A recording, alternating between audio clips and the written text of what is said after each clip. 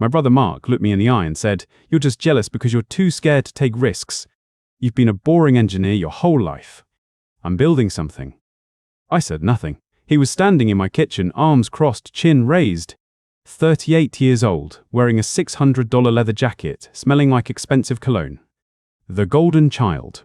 Always had been. He'd just asked me to co-sign a $250,000 business loan. I'd said no, not because I didn't want to help. Not because I was jealous, because I'd actually read his business plan. All 57 pages of it, and I'd seen the truth buried under the glossy photos of handcrafted tables and custom walnut bed frames. The numbers were a disaster. His products were overpriced by 40% compared to competitors.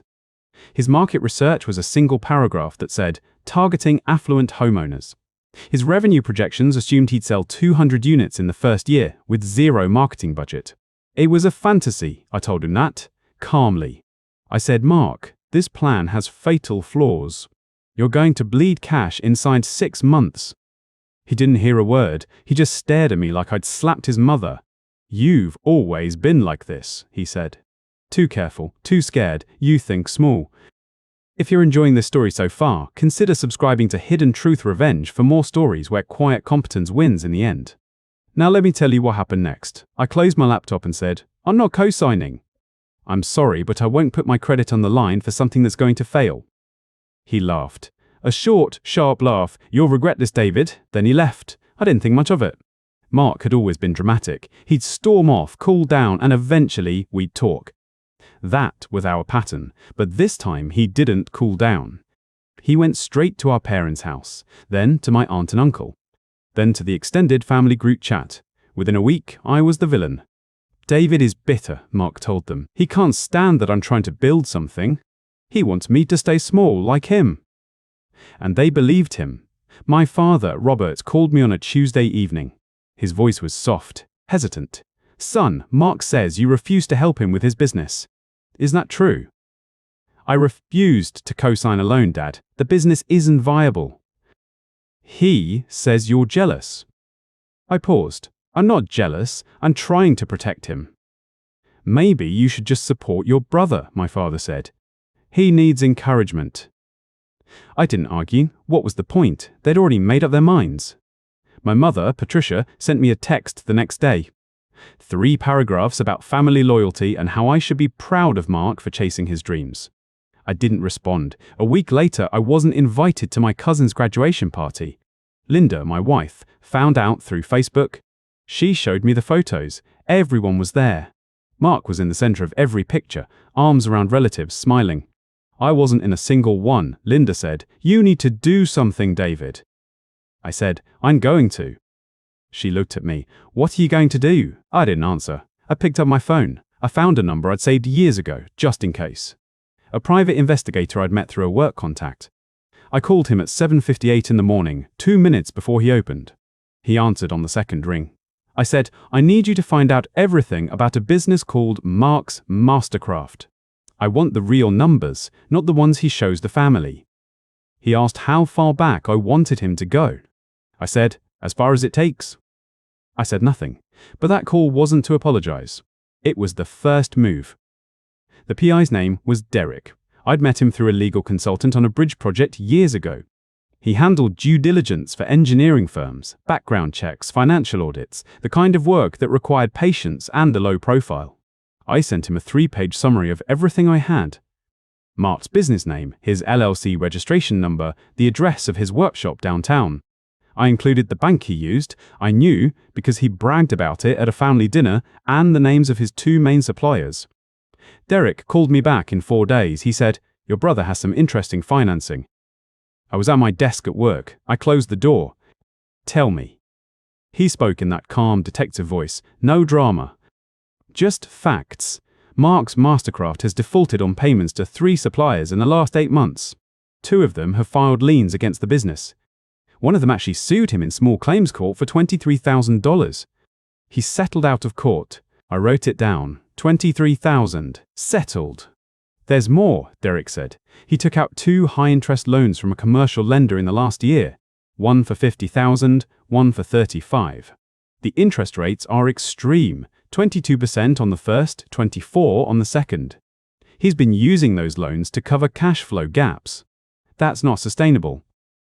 I stared at my notes. 2 loans, $85,000 at predatory rates.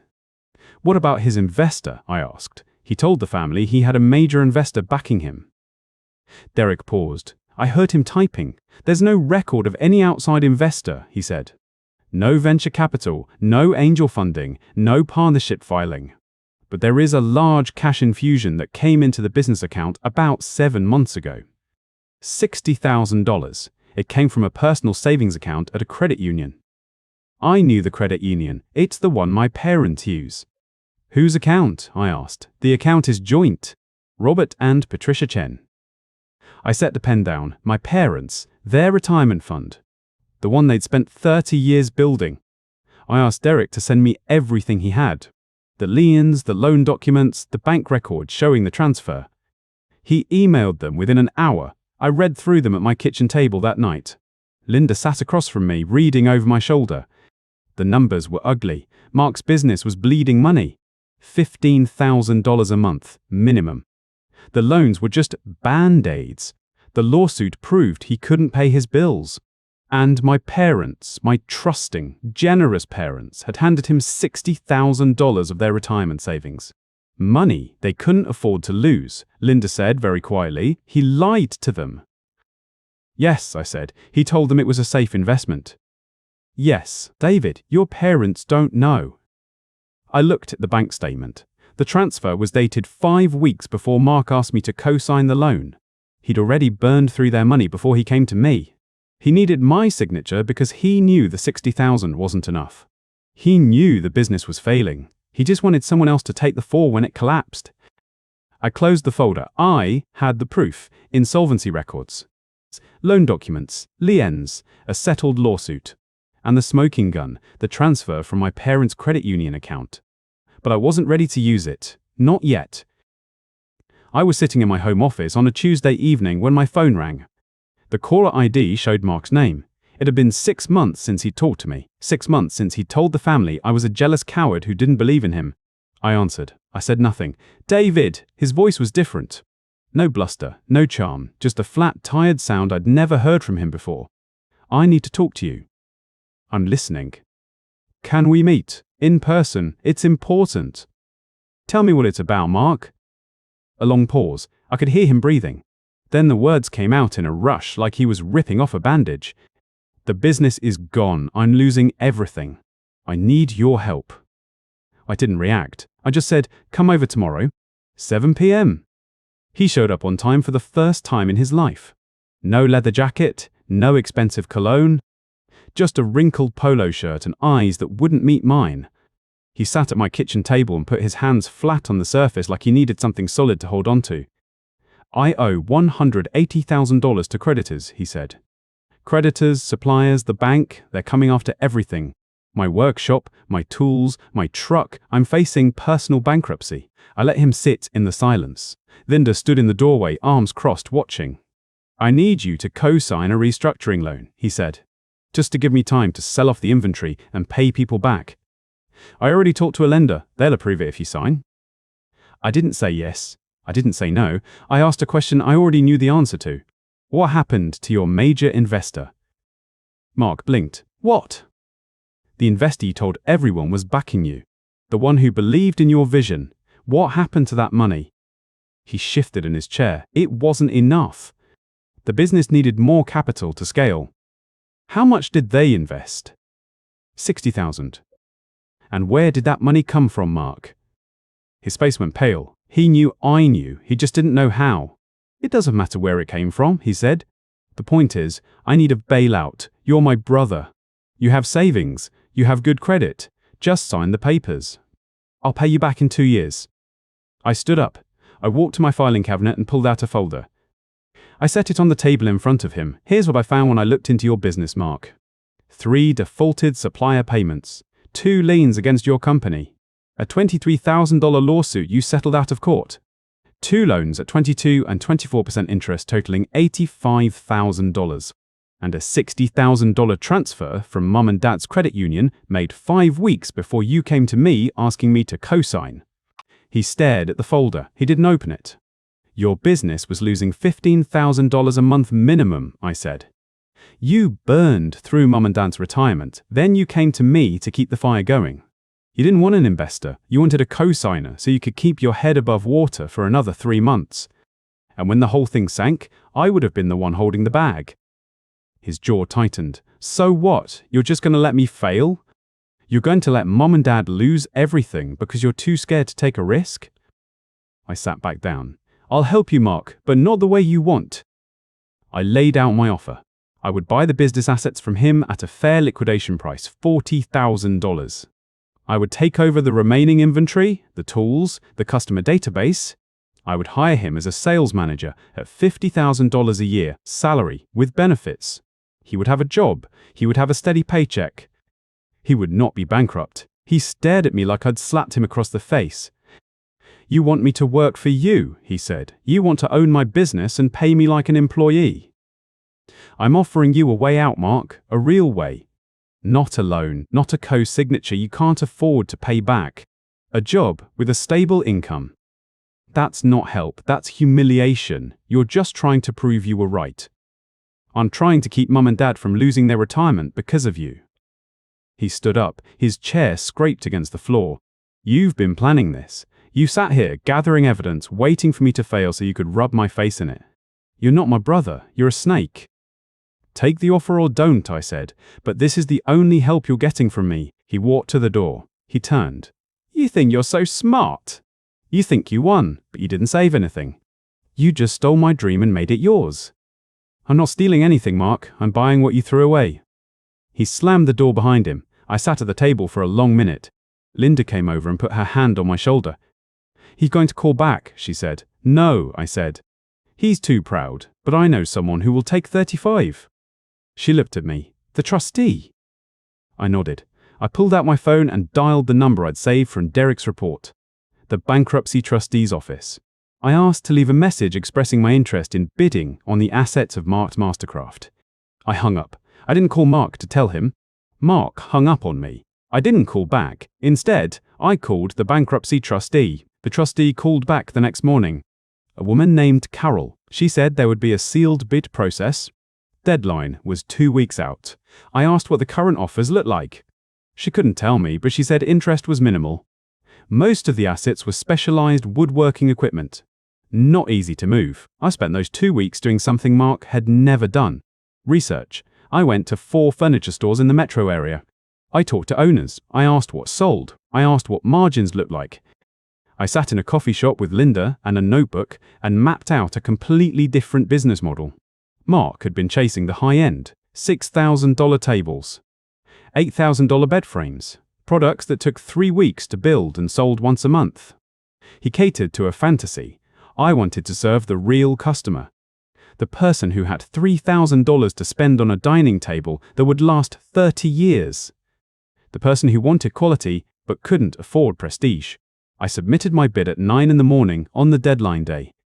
$35,000. I attached a letter confirming I could close within 10 business days. Cash. 10 business days later, I owned everything. The planers, the jointers, the table saws, the sanding stations, the inventory of walnut and cherry and oak. The lease on the downtown workshop. The name Mark's Mastercraft still belonged to Mark, but that was fine. I didn't want it. I sat in that workshop alone on a Friday afternoon. Empty, clean, ready. Linda walked in with a folder. She'd helped me register a new LLC, Heritage Woodworks. I stared at the name on the paperwork. It felt solid. It felt honest. We were quiet for a moment. Then Linda said, "Now the hard part." She was right. Buying the equipment was the easy part. Building a business was the work. I took a leave of absence from my engineering job. 6 months, unpaid. Linda handled our bills. She never complained. She looked at the spreadsheets and said, "We have 18 months of runway if this fails." That was Linda. She always knew the number. I rebuilt the product line from scratch. 8 pieces, 3 dining tables, 2 coffee tables, a sideboard, a bookshelf, a desk, all in a mid-range price point. The most expensive piece was the dining table at $3,400. Every piece was designed to be built in 5 to 7 days. Repeatable, profitable. I hired 1 craftsman. A guy named Owen who had worked for Mark for 6 months. Owen knew the equipment, knew the shop, knew the suppliers. He also knew why Mark had failed. Mark wanted to be an artist, Owen said. You just want to make things that don't wobble. I smiled. Exactly. I spent more on marketing in my first 3 months than Mark had in 2 years. Not flashy ads, targeted local campaigns. I showed the process. I showed the wood. I showed the joinery. I showed the hands that built the pieces. People trusted hands. The first sale came in week 3. A custom walnut dining table, $4,200. I delivered it myself. The customer was a young couple. They invited me inside to see how it looked in their dining room. It fit. It belonged. I drove home feeling something I hadn't felt in months. Not vindication, just quiet satisfaction that competence still counted. Month 4, I broke even. Month 7, I was in the black. Month 10, I turned my first real profit. $8,000 in a single month. Owen looked at the numbers and shook his head. Mark never did that, not once. I called Linda from the workshop. We did it, I said. I know, she said. I've been watching the ledger. Mark found out. I'm not sure how. Maybe someone told him. Maybe he drove past the shop and saw the new sign. A few weeks later, I got a call from an old supplier. He said Mark had been in his shop complaining about me, calling me a thief, saying I stole his dream. But here's the thing about a failed dream. It's not a business. It's a fantasy. And fantasies don't pay suppliers. I didn't confront him. I didn't explain myself. I just kept building tables. A friend in the industry told me Mark was working at a competitor. Commission-only sales. He was earning less than $30,000 a year. He'd lost the leather jacket. He'd lost the swagger. He was selling other people's furniture at a tiny showroom on the other side of town. I felt nothing, not pity, nor satisfaction. Just the quiet understanding that I had been right. I had the workshop. I had the profit. I had the peace of knowing I hadn't destroyed Mark.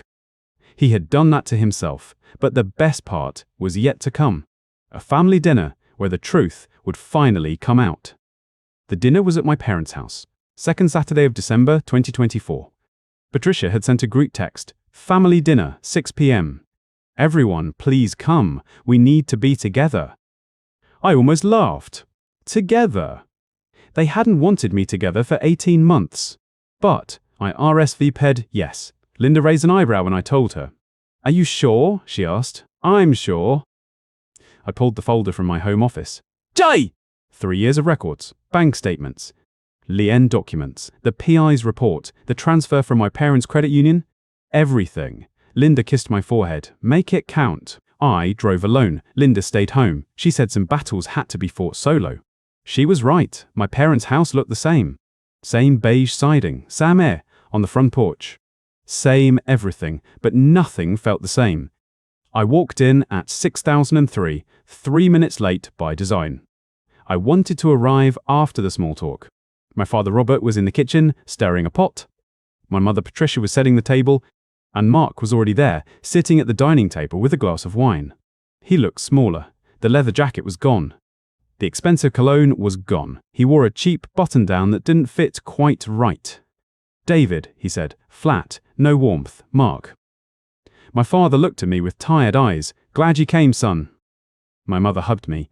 Brief, awkward, we're having pot roast. Your favorite. I sat down across from Mark. Dinner was quiet for the first 10 minutes. Forks on plates. Polite questions about the weather. My mother asked about Linda's job. My father talked about the snow they were predicting. Then Mark said it. You know David bought my business. The words hung in the air. He stole my dream, Mark continued. I built that company. I put everything into it. And he waited until I was down, then picked the bones clean. My father looked at his plate. My mother stared at Mark. Mark, please, my mother said softly. No. I want everyone to know what he did. My own brother. He took everything. The equipment, the inventory, the lease, everything I built. I waited. Let him finish. When he was done, I set my fork down, reached into my bag, pulled out the folder. You want to talk about what you built? I asked. Mark's eyes narrowed. What is that? A complete accounting of your business. I opened the folder, pulled out the first page. Mark's Mastercraft started January 2020. By April, you had stopped paying your first supplier. By June, you owed 3 suppliers a total of $31,000. That's not. You had 2 suppliers file liens against the business. A customer sued you for $23,000 over a defective table. You settled out of court. I pulled out the next page. You took out 2 high-interest loans. $50,000 at 22%, $35,000 at 24%. That's $85,000 at predatory rates. Your monthly payment was over $4,000 just in interest.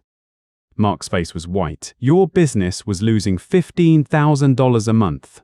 $15,000 every month. That's not a business. That's a fire pit. I was scaling up. Scaling what? You had no marketing budget. Your market research was a single paragraph about affluent homeowners. Your revenue projections assumed selling 200 units in year 1 with 0 advertising. I held up the next document. Want to know how much I turned it around? Silence. Heritage. Woodworks is netting $8,000 a month. $8,000. Positive. Every month. I stripped your product line to 8 pieces. I cut your wood cost by 30%. I actually did market research. I pulled the final document from the folder. But the best part is this. I held up the bank statement, the one showing the $60,000 transfer from my parents' credit union to Mark's Mastercraft. You told everyone you had a major investor, a private investor who believed in your vision. That's what you said. Mark started to stand. I don't have to listen to this. Sit down. My voice was cold. Quiet, not loud. But he sat. That investor was not some wealthy backer. It was Mum and Dad. You talked them into liquidating their retirement fund. $60,000. All of it. Gone. My father's face went grey. What?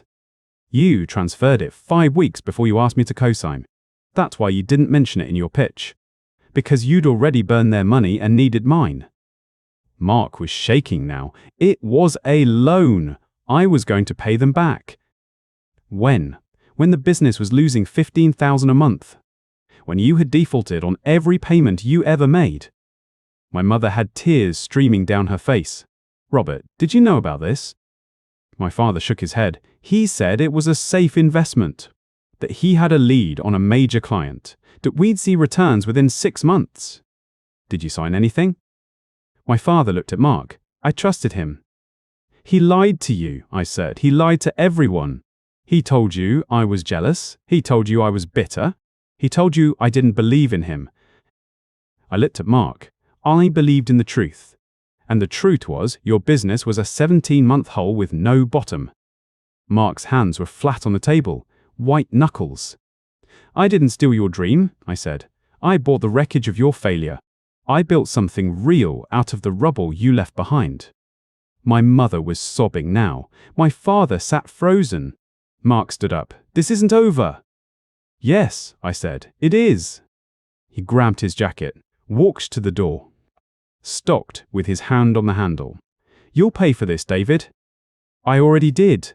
$35,000. And I turned it into something you never could. The door slammed. I sat back in my chair. Looked at my parents. My father's eyes were wet. My mother was holding his hand. I'm sorry, I said. I didn't want to do it this way. No, my father said quietly. I should have listened to you. 18 months ago. I took a breath, but I wasn't done yet. I had one more offer. I sat in my parents' living room. The silence was heavy. My mother was still crying softly. My father hadn't moved since Mark slammed the door. I'll fix this, I said. My father looked up. Fix what? The damage is done, David. No, the money, your retirement fund, the $60,000 Mark took. My mother wiped her eyes. That money is gone. We signed it over to him. We believed him. The money is not gone, I said. It's sitting in a bank account under Heritage Woodworks. I'd been building it. Month 10, I netted $8,000. Month 11 was 9,2. Month 12 is on track to hit 10. My father stared at me. What are you saying? I'm saying I can pay you back every dollar. With interest.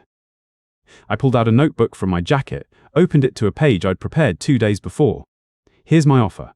I'll sell Heritage Woodworks back to Mark for $120,000. That covers your $60,000 plus market rate interest over the 3 years the money was gone.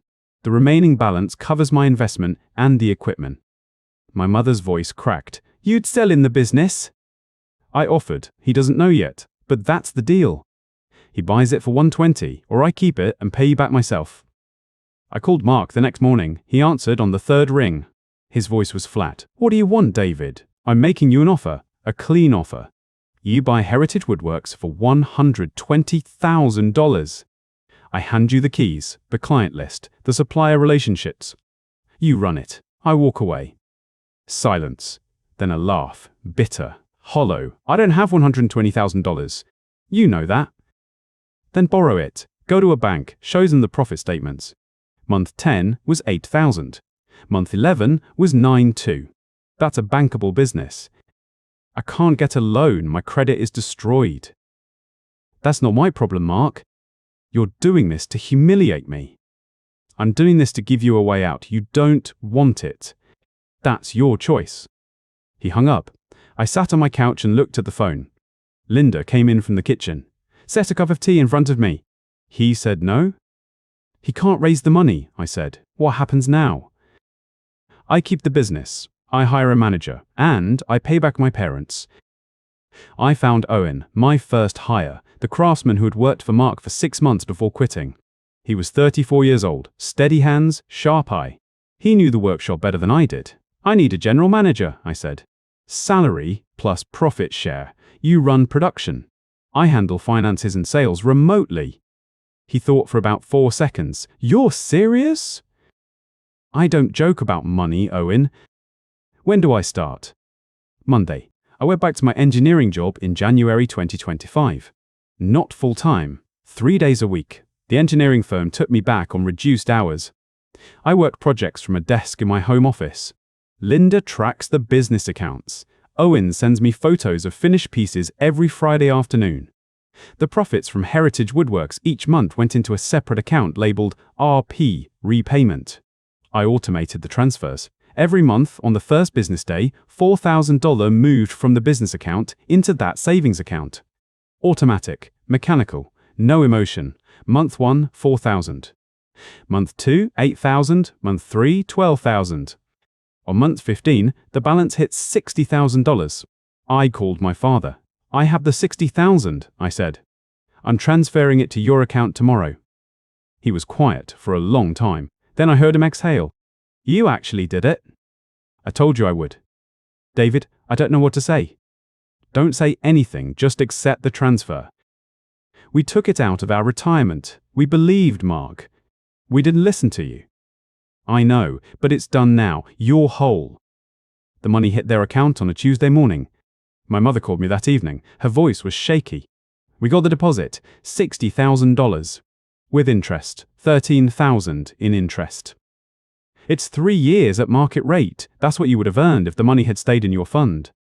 David, I'm so sorry for everything, for not believing you. For choosing Mark over you. For those months we didn't speak. Mom, I forgive you. She started crying again, but this time it was different. The tears sounded lighter. You saved us, she said. I saved your retirement. That's what you asked for. I just took the long way to get there. My father came on the line. His voice was firmer than I'd heard it in years.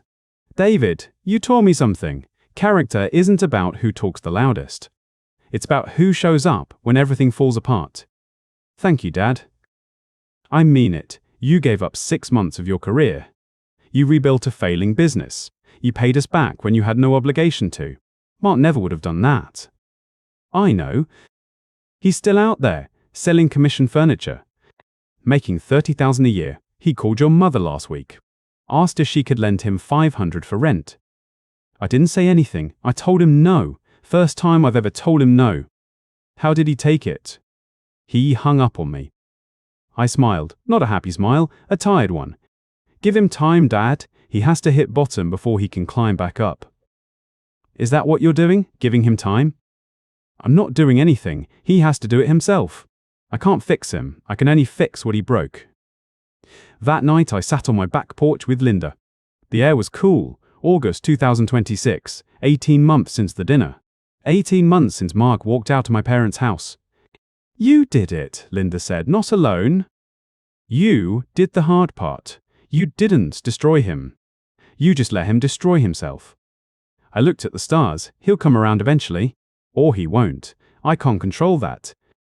Are you going to forgive him? I already have. But forgiving doesn't mean trusting. It doesn't mean co-signing anything ever again. She laughed. Good, because I will personally burn any loan application that comes through this house. I took her hand. Deal.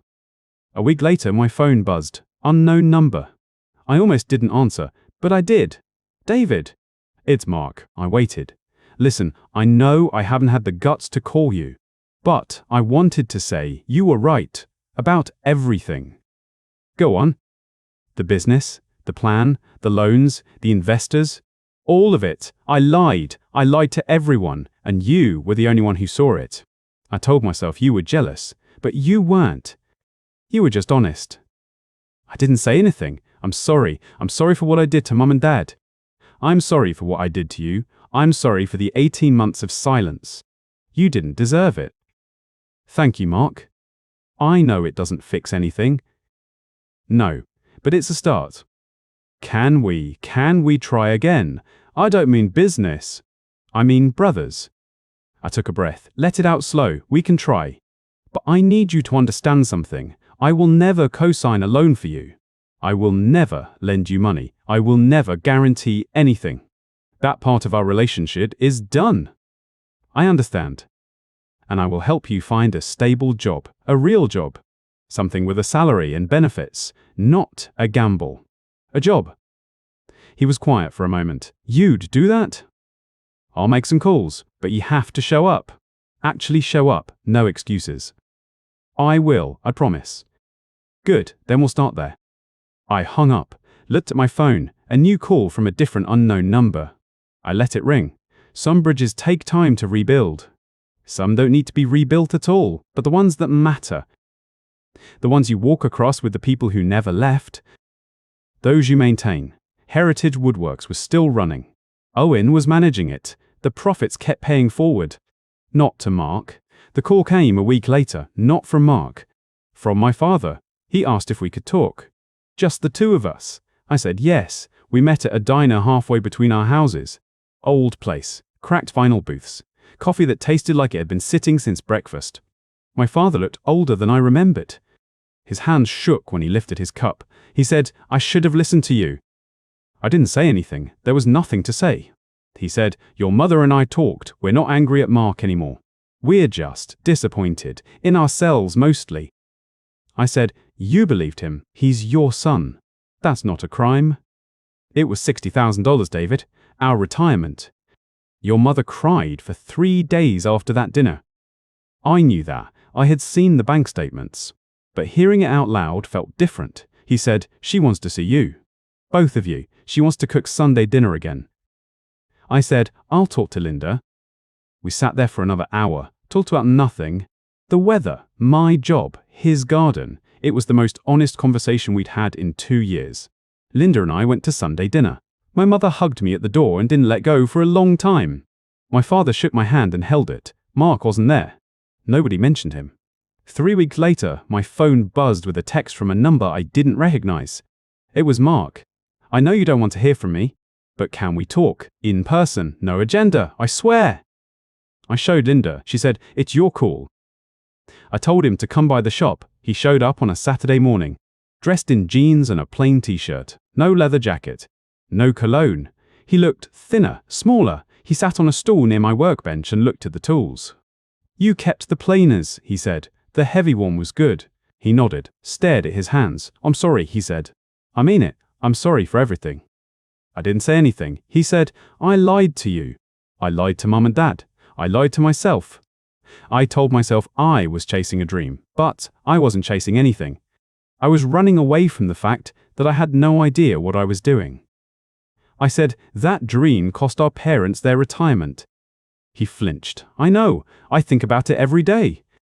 And and I don't know how to fix it. I can't give them back the money. I can't undo what I did. I'm stuck. I said, "You're not stuck. You're just in a hole you dug yourself." He didn't argue. He just nodded. That's when I realized something. My brother was used to winning arguments, to talking his way out of things. But he wasn't talking. He was listening, genuinely listening. I said, "I know a company. Mid-size furniture distributor. They need a sales rep. Base salary plus commission. Benefits after 6 months." He looked up. "You'd help me?" "I'll make a call. That's all I'll do. The rest is on you." "I'll take it." "You don't even know what it pays." He said, "I don't care. I need a job, a real one." I made the call the next Monday. My old college roommate ran the sales division. I told him Mark was experienced, knew the product, and needed a fresh start. I didn't mention the bankruptcy. The interview was on a Thursday. Mark got the job. He started at 45,000 base. Commission could push it to 60 if he performed. It wasn't flashy. It was solid, predictable. The kind of job I had been offering him for years. He called me after his first week. "It's boring," he said.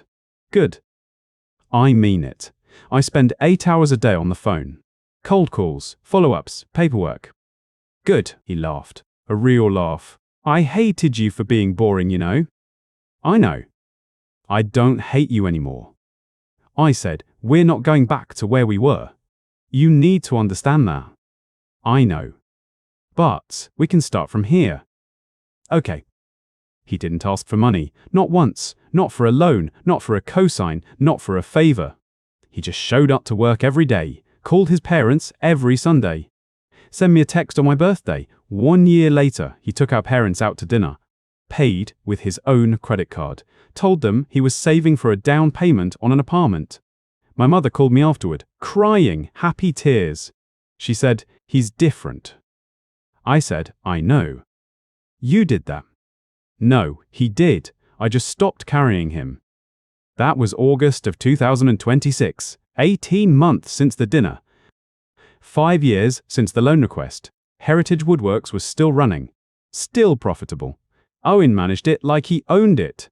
I worked part-time at my engineering firm. Linda got promoted to senior accountant. We bought a house, nothing fancy, 3 bedrooms. A backyard, room for kids if we wanted them. Mark got promoted, senior sales rep. He bought a used car with cash. At my parents' anniversary party, he pulled me aside. "I wanted to say something," he said. "I know I already apologized, but I want you to know I mean it, every day." I said, "I know you do. And I want you to know I'm never going to ask you for anything again. Not money, not favors, nothing." I said, "Good." He smiled. It was the first time I saw humility on his face. Real humility, not performance. I walked back to Linda. She handed me a glass of water. She said, "You okay?" I looked across the room. My parents were dancing.